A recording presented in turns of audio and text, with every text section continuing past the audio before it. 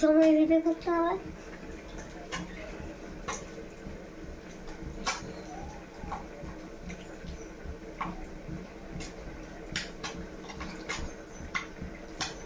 High বন্ধুরা, আসসালামু আলাইকুম। আমি এখন আলু করছি, আমার মায়ের কাজ করে দিচ্ছি।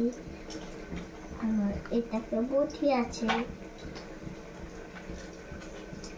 এই বটিটা আলু করতে দিই, আমার মেয়ের অনেক কিছুই করতে দিই। আমার মা বেগুনটা আর পেঁয়াজটা কুটে নিয়েছে, আমি রান্না অনেক কিছুই করতে। আজকে সকালে ঝাল সুজি করা হয়েছিল।